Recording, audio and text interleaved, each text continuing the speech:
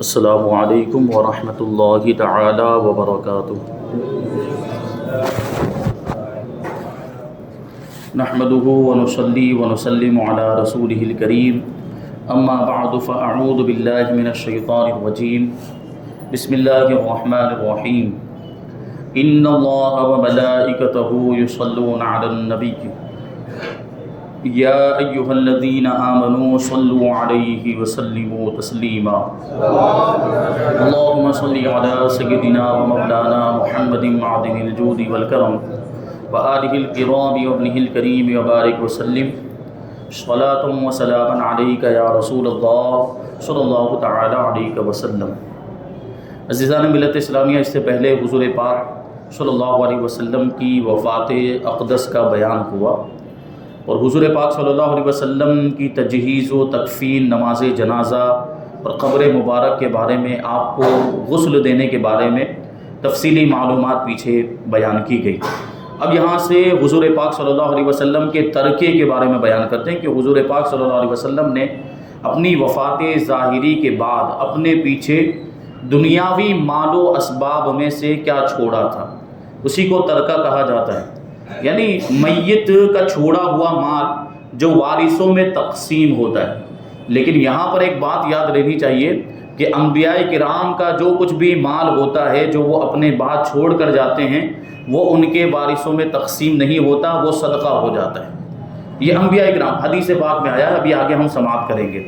تو حضور اقدس صلی اللہ علیہ وسلم کی مقدس زندگی اس قدر زاہدانہ تھی، یعنی دنیا سے بے رغبتی والی تھی کہ کچھ اپنے پاس رکھتے ہی نہیں تھے۔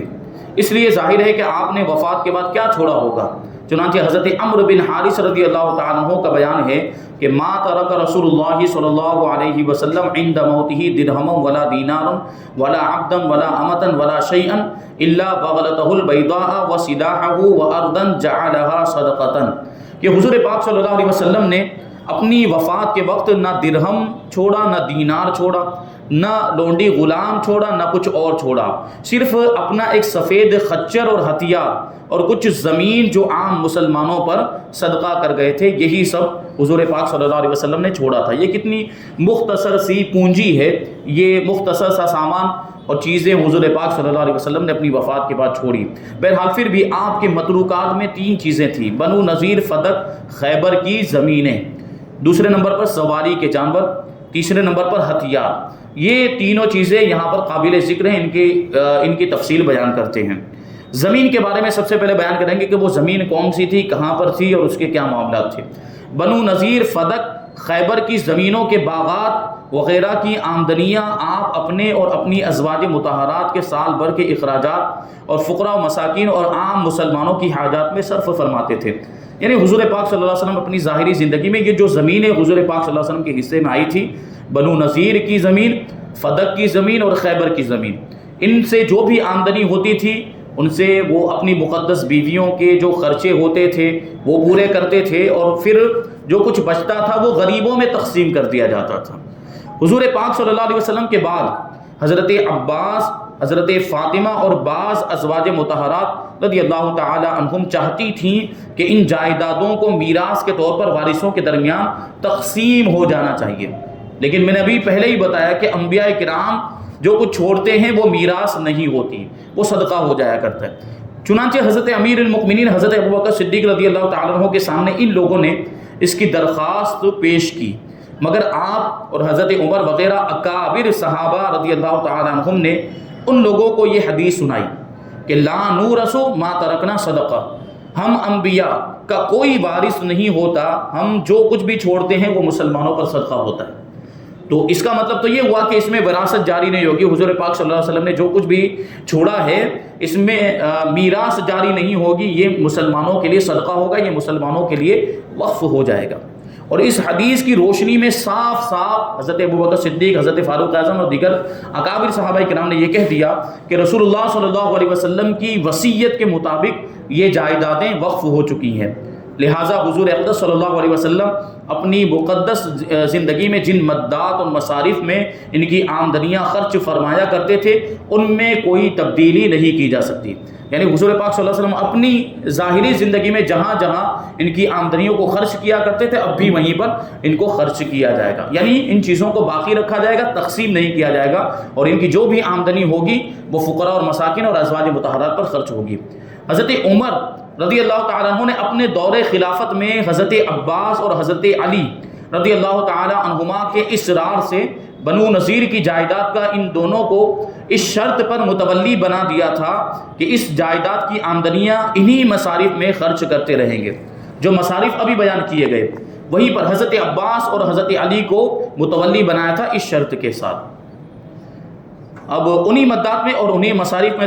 کرتے رہیں گے جن میں رسول پاک صلی اللہ علیہ وسلم خرچ فرمایا کرتے تھے۔ پھر ان دونوں میں کچھ انبن ہو گئی، یعنی حضرت علی اور حضرت عباس میں کچھ انبن ہو گئی، اور ان دونوں حضرات نے یہ خواہش ظاہر کی کہ بنو نذیر کی جائیداد یہ تقسیم کر کے آدھی حضرت عباس رضی اللہ تعالیٰ عنہ کی تولیت میں دے دی جائے اور آدھی کے متولی حضرت علی رضی اللہ تعالیٰ عنہ رہیں، کیونکہ پہلے تو مکمل طور پر دونوں کو متولی بنایا گیا تھا پوری جائیداد کا، پوری زمین کا، لیکن جب کچھ انبن ہو گئی، جب کچھ معاملہ ہو گیا حضرت علی اور حضرت عباس کے درمیان، تو پھر حضرت علی نے درخواست پیش کی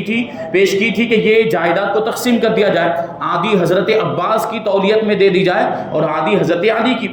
لیکن حضرت عمر رضی اللہ تعالیٰ عنہ نے اس درخواست کو نامنظور فرما دیا، کیونکہ وہ وقف ہو چکی تھی اور وقف کی جو بھی جائیداد ہو اس کو اس طرح تقسیم نہیں کیا جا سکتا۔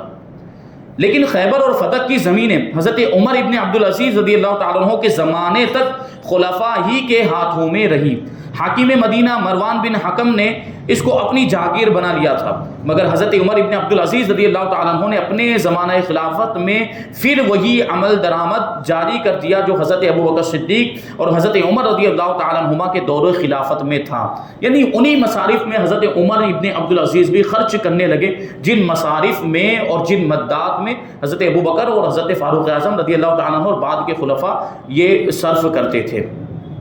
اب یہاں پہ سواری کے جانور، زمین کا بیان ہو گیا، سواری کے جانور کے بارے میں بتاتے ہیں۔ زرقانی علی المواہب وغیرہ میں لکھا ہوا ہے کہ حضور پاک صلی اللہ علیہ وسلم کی ملکیت میں 7 گھوڑے، 5 کھچر، 3 گدھے اور 2 اونٹنیاں تھیں، لیکن اس میں یہ تشریح نہیں ہے، یہ وضاحت نہیں ہے کہ بوقت وفات ان میں سے کتنے جانور موجود تھے۔ یہ تو پوری زندگی حضور پاک صلی اللہ علیہ وسلم کے پاس وقتاً فوقتاً یہ جانور رہے ہیں، لیکن وفات کے وقت کتنے موجود تھے اس کی صراحت نہیں ملتی، کیونکہ حضور پاک صلی اللہ علیہ وسلم اپنے جانور دوسروں کو عطا فرما دیا کرتے تھے، کچھ نئے خریدتے تھے، کچھ ہدیوں اور نذرانوں میں ملتے بھی رہتے تھے۔ بہرحال روایت صحیحہ سے معلوم ہوتا ہے کہ وفات اقدس کے وقت جو سواری کے جانور موجود تھے ان میں ایک گھوڑا تھا جس کا نام لحیف تھا، ایک سفید خچر تھا جس کا نام دلدل تھا۔ یہ بہت ہی عمر دراز ہوا، یعنی یہ حضور پاک صلی اللہ علیہ وسلم کے بعد بھی ایک زمانے تک زندہ رہا یہ خچر حضور پاک صلی اللہ علیہ وسلم کا۔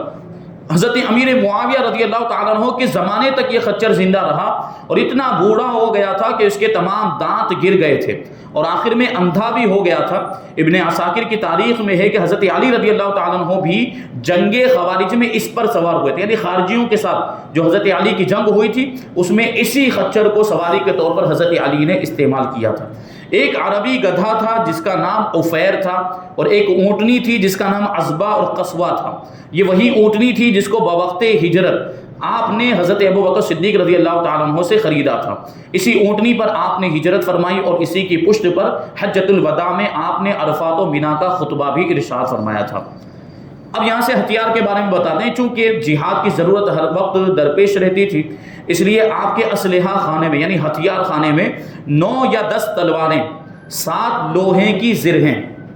زرہ کا مطلب کیا ہوتا ہے؟ جو لوہے کا لباس جو سینے پر پہنا جاتا ہے اس کو زرہ کہا جاتا ہے۔ یہ 7 لوہے کی زرہیں تھیں، 6 کمانیں تھیں، ایک تیر دان تھا، ایک ڈھال اور 5 برچھیاں، 2 بغفر کا مطلب خود جو سر پہ ٹوپی پہنی جاتی ہے لوہے کی، جنگ کے موقع پر جو سر پہ لوہے کی ٹوپی پہنی جاتی ہے اس کو مغفر کہا جاتا ہے، 3 جبے تھے اور ایک سیاہ رنگ کا بڑا جھنڈا تھا، باقی سفید اور زرد رنگ کے چھوٹے چھوٹے جھنڈے تھے اور ایک خیمہ بھی تھا۔ ہتھیاروں میں تلواروں کے بارے میں حضرت شیخ عبدالحق محدث دہلوی رحمۃ اللہ تعالی علیہ نے تحریر فرمایا ہے کہ مجھے اس کا علم نہیں کہ یہ سب تلواریں بیک وقت جمع تھی یا مختلف اوقات میں آپ کے پاس رہی۔ بہرحال یہ ملتا ہے روایتوں میں کہ اتنی تلواریں اور ایسے ایسے ہتھیار حضور کے پاس تھے۔ اب یہاں سے مختلف برتنوں کے بارے میں اور دوسرے کچھ سامان کے بارے میں بیان کرتے ہیں۔ ظروف اور برتنوں میں کئی پیالے تھے، ایک شیشے کا پیالہ بھی تھا، ایک پیالہ لکڑی کا تھا جو پھٹ گیا تھا، تو حضرت انس رضی اللہ تعالیٰ عنہ نے اس کے شگاف کو بند کرنے کے لیے ایک چاندی کی زنجیر سے اس کو جکڑ دیا تھا۔ لکڑی کا پیالہ بیچ میں سے اس میں درار پڑ گئی ہوگی، تو حضرت انس ابن مالک رضی اللہ تعالیٰ عنہ جو حضور کے خادم بھی تھے، 8 سال کی عمر سے حضور پاک صلی اللہ علیہ وسلم کی خدمت میں رہے تھے، بڑا قرب حاصل تھا، تو انہوں نے حضور پاک صلی اللہ علیہ وسلم کے اس پیالے کو چاندی کے تار سے باندھ دیا تھا تاکہ وہ جو پھٹن تھی، جو اس کی جو شگاف تھا وہ بند ہو جائے۔ چمڑے کا ایک ڈول تھا، ایک پرانی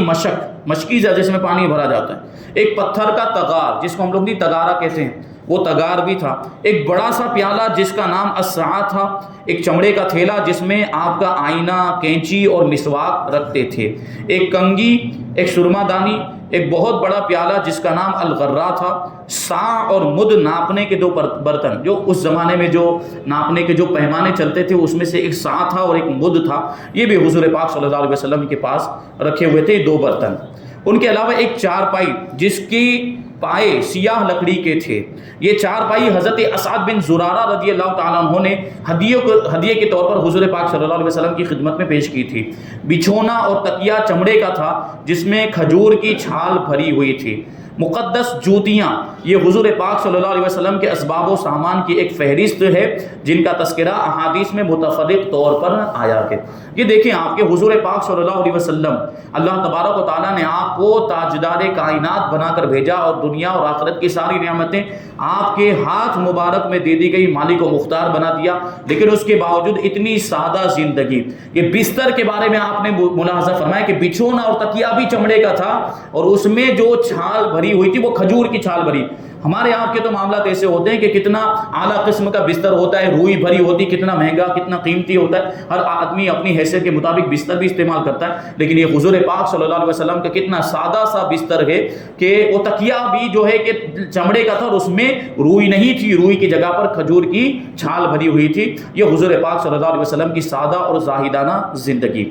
اب تبرکات نبوت کے بارے میں بتاتے ہیں۔ حضور پاک صلی اللہ علیہ وسلم کے ان متروکہ سامانوں کے علاوہ بعض یادگاری تبرکات بھی تھے جن کو عاشقان رسول فرط عقیدت سے اپنے اپنے گھروں میں محفوظ کیے ہوئے تھے اور ان کو اپنی جانوں سے زیادہ عزیز رکھتے تھے۔ چنانچہ منہ مبارک، نالین شریفین اور ایک لکڑی کا پیالہ جو چاندی کے تاروں سے جوڑا ہوا تھا، حضرت انس رضی اللہ تعالیٰ عنہ نے ان تینوں آثار متبرکہ کو اپنے گھر میں محفوظ رکھا ہوا تھا۔ جو ظاہر سی بات صحابہ کرام کا تو عقیدہ تھا یہ ساری برکت والی چیزیں اور ان سے برکت حاصل ہوتی، اسی وجہ سے تو انہوں نے ان چیزوں کو محفوظ کر کے رکھا ہوا تھا۔ اسی طرح ایک موٹا کمبل حضرت بی بی عائشہ رضی اللہ تعالیٰ عنہا کے پاس تھا جن کو وہ بطور تبرک اپنے پاس رکھے ہوئی تھی اور لوگوں کو اس کی زیارت بھی کراتی تھی۔ چنانچہ حضرت ابو بردہ رضی اللہ تعالیٰ عنہ کا بیان ہے کہ ہم لوگوں کو حضرت بی بی عائشہ رضی اللہ تعالیٰ عنہا کی خدمت مبارکہ میں حاضری کا شرف حاصل ہوا، تو انہوں نے ایک موٹا کمبل نکالا اور فرمایا کہ یہ وہی کمبل ہے جس میں حضور پاک صلی اللہ علیہ وسلم نے وفات پائی۔ کیا مطلب؟ تبرکات کی زیارت کرنا یہ سعادت کی بات ہے۔ حضور پاک صلی اللہ علیہ وسلم کی ایک تلوار جس کا نام ذوالفقار تھا حضرت علی رضی اللہ تعالیٰ عنہ کے پاس تھی، اس کے بعد ان کے خاندان میں رہی، یہاں تک کہ یہ تلوار کربلا میں حضرت امام حسین رضی اللہ تعالیٰ عنہ کے پاس بھی تھی۔ ان کے بعد ان کے فرزند اور جانشین حضرت امام زین العابدین رضی اللہ تعالیٰ عنہ کے پاس رہی۔ چنانچہ حضرت امام حسین رضی اللہ تعالیٰ عنہ کی شہادت کے بعد جب حضرت امام زین العابدین رضی اللہ تعالیٰ عنہ یزید بن معاویہ کے پاس سے رخصت ہو کر مدینہ تشریف لائے تو مشہور صحابی حضرت مسور بن مخرمہ رضی اللہ تعالیٰ عنہ حاضر خدمت ہوئے اور عرض کیا کہ اگر آپ کو کوئی حاجت ہو یا میرے لائق کوئی خدمت ہو تو آپ مجھے حکم دیں، میں آپ کے حکم کی تعمیل کے لیے حاضر ہوں۔ آپ نے فرمایا کہ مجھے کوئی حاجت نہیں۔ پھر حضرت مسور ابن مخرمہ رضی اللہ تعالیٰ عنہ نے یہ گزارش کی کہ آپ کے پاس رسول پاک صلی اللہ علیہ وسلم کی جو تلوار یعنی ذوالفقار ہے، کیا آپ وہ مجھے عنایت فرما سکتے ہیں؟ کیونکہ مجھے خطرہ ہے کہ کہیں یزید کی قوم آپ پر غالب آ جائے اور یہ تبرک آپ کے ہاتھ سے جاتا رہے، اور اگر آپ نے اس مقدس تلوار کو مجھے عطا فرما دیا تو خدا کی قسم جب تک میری ایک سانس باقی رہے گی ان لوگوں کی اس تلوار تک رسائی بھی نہیں ہو سکتی۔ مگر حضرت امام زین العابدین رضی اللہ تعالیٰ عنہ نے اس مقدس تلوار کو اپنے سے جدا کرنا گوارا نہیں فرمایا، کیونکہ حضور پاک صلی اللہ علیہ وسلم کا تبرک تھا، حضور کی نشانی تھی، تو کون آدمی چاہے گا کہ وہ نشانی اپنے آپ سے جدا کرتے، دور کرتے۔ آپ کی انگوٹھی یعنی حضور پاک صلی اللہ علیہ وسلم کی انگوٹھی اور عصائے مبارک پر جانشین ہونے کی بنا پر خلفائے کرام حضرت ابوبکر صدیق، حضرت عمر فاروق اعظم رضی اللہ تعالیٰ عنہ، حضرت عثمان غنی رضی اللہ تعالیٰ عنہ اپنے اپنے دور خلافت میں قابض رہے۔ یعنی آپ کی انگوٹھی اور آپ کا عصا مبارک یہ الگ ترتیب، پہلے حضرت ابوبکر کے پاس، پھر حضرت فاروق اعظم کے پاس، پھر حضرت عثمان غنی کے پاس۔ مگر انگوٹھی جو تھی حضور پاک صلی اللہ علیہ وسلم کی حضرت عثمان غنی رضی اللہ تعالیٰ عنہ کے ہاتھ سے کنویں میں گر کر ضائع ہو گئی۔ اس کنویں کا نام بیر عریس ہے، جس کو لوگ بیر الخاتم بھی کہتے ہیں۔ خاتم کا مطلب یہ ہوتا ہے انگوٹھی، کیونکہ اس میں حضور پاک صلی اللہ علیہ وسلم کی انگوٹھی گر گئی تھی، اس لیے اس کو بیر خاتم بھی کہا جاتا ہے، یعنی انگوٹھی والا کنواں۔ یہ کنواں پہلے موجود تھا پرانے زمانے کے اندر، لیکن یہ کنواں اب صحن میں داخل ہو چکا ہے، یعنی اب نظر نہیں آئے گا۔ آپ اگر مدینہ منورہ جائیں گے تو یہ کنواں بالکل ختم کر دیا گیا، یہ صحن کے نیچے کہیں پر ہے، جو مسجد نبوی کا جو صحن ہے وہاں پر کہیں یہ بیر عریس موجود ہے، اور اس کے نشانات بھی ختم کر دیے گئے، اور اس کی کوئی علامت بھی موجود نہیں ہے کہ یہاں پر یہ بیر عریس۔ ظاہر سی بات ہے وہ کنواں مدینے کا کنواں تھا، حضور پاک صلی اللہ علیہ وسلم نے اس سے کئی مرتبہ پانی پیا ہوگا۔ دوسری بات یہ کہ اس میں حضور پاک صلی اللہ علیہ وسلم کی مبارک انگوٹھی بھی گری تھی، تو اس وجہ سے بھی وہ پانی بڑا برکت والا ہو گیا ہوگا، لیکن اس کو بند کر دیا گیا، اس کنویں کو ختم کر دیا، اس کے نشانات بھی ختم کر دیے۔ ہو سکتا ہے کہ اندر نیچے موجود ہو، اوپر سے صحن بنا دیا گیا ہے، لیکن اللہ تبارک و تعالیٰ اگر توفیق عطا فرمائے مسلمانوں کو، سنی صحیح العقیدہ مسلمانوں کو، تو ہو سکتا ہے بعد میں اس کی بازیافت کی جا سکے، بعد میں اس کو نکالا جا سکے، اس کی علامتوں کو دیکھ کر، اس کی نشانیوں کو دیکھ، تو پھر سے وہ برکت والے کنویں کی برکتوں سے ہم فیضیاب ہو سکتے ہیں۔ اسی طرح دوسرے بھی کنویں ہیں جو مدینہ منورہ کے اندر موجود، جیسے بیر روحہ ہے، بیر شفا ہے، یہ بیر معونہ، یہ سب جو کنویں ہیں یہ بڑے برکت والے کنویں ہیں۔ تو یہ انگوٹھی اس کنویں میں گر گئی تھی، اور عصائے مبارک، عصا یعنی حضور پاک صلی اللہ علیہ وسلم کی لاٹھی، اسی طرح ضائع ہو گئی کہ حضرت امیر المؤمنین عثمان غنی رضی اللہ تعالیٰ عنہ اسی مقدس عصائے نبوی کو اپنے دستے مبارک میں لے کر مسجد نبوی پر خطبہ پڑھ رہے تھے کہ بالکل اچانک ایک شخص جن کا نام جہجہ غفاری تھا وہ اٹھے، اور اچانک آپ کے ہاتھ سے اس مبارک عصا کو، تبرک کو لے کر توڑ ڈالا۔ حضرت جہجہ غفاری کے بارے میں بیان کیا جاتا ہے، تحقیق سے پتہ چلا کہ یہ صحابی رسول تھے، لیکن اب سوال یہ پیدا ہوتا ہے کہ انہوں نے ایسا کیوں کیا، حضور پاک صلی اللہ علیہ وسلم کی لاٹھی کو، عصا کو توڑا کیوں؟ تو اس کے بارے میں کوئی تفصیل نہیں ملتی کہ انہوں نے ایسا کیوں کیا، اور یہ صحابی رسول ہیں، اس لیے ان کے بارے میں ہم کوئی گستاخی والا یا بے ادبی والا لفظ استعمال نہیں کر سکتے۔ بعد میں ان کے اسی پیر میں زخم ہو گیا تھا جس پیر سے انہوں نے حضور پاک صلی اللہ علیہ وسلم کے عصا کو توڑا تھا، اور اسی زخم کی وجہ سے آپ کا انتقال ہو گیا تھا۔ لیکن یہ بھی نہیں کہا جا سکتا کہ اس عصا کو توڑنے کی وجہ سے یہ زخم ہوا تھا، ہو سکتا ہے فطری طور پر ہوا ہو، یہ صحابی رسول تھے۔ لیکن یہ عصا مبارک کا جو واقعہ ہے وہ اس کو یوں بیان کیا جاتا ہے کہ انہوں نے حضرت عثمان غنی رضی اللہ تعالیٰ عنہ کے ہاتھ میں سے لے کر اس عصا کو توڑ دیا تھا۔ اسی قسم کے دوسرے اور بھی تبرکات نبویہ ہیں جو مختلف صحابہ کرام کے پاس محفوظ تھے، جن کا تذکرہ احادیث اور سیرت کی کتابوں میں جا بجا متفرق طور پر مذکور ہے، اور ان مقدس تبرکات سے صحابہ کرام اور تابعین نظام کو اس قدر والہانہ محبت تھی کہ وہ ان کو اپنی جانوں سے بھی زیادہ عزیز سمجھتے تھے۔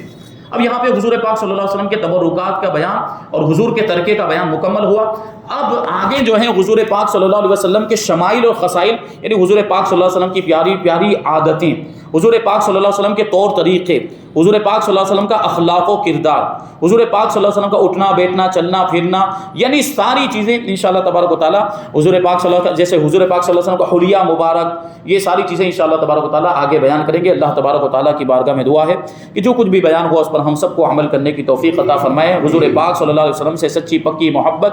ہمیں کرنے کی توفیق عطا فرمائے، حضور کے نام پر، اسلام کے نام پر اپنا سب کچھ قربان کرنے کا جذبہ ہمیں عطا فرمائے۔ وما علینا الا البلاغ۔